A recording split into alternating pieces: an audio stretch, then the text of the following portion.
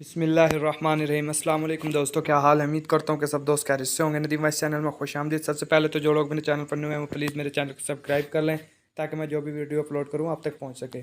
एक मुनाफिक इंतहाई वकील था। इसने अपनी बीवी को कसम दी कि अगर तूने किसी को कुछ दिया तो तुझ पर तलाक है।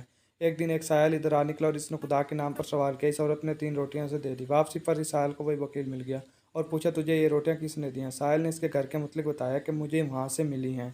वकील तेज़ कदमों से घर की तरफ चल पड़ा और घर पहुंचकर बीवी से बोला, मैंने तुझे कसम नहीं दी थी कि किसी सायल को कुछ नहीं देना। बीवी बोली, सायल ने मुझे अल्लाह का नाम पर सवाल किया था, लिहाजा मैं रद्द ना कर सकी। कंजूस ने जल्दी से तंदूर भड़काया। जब तंदूर सुर्ख हो गया तो बीवी से कहा, उठ, अल्लाह के नाम पर तंदूर में दाखिल हो जा।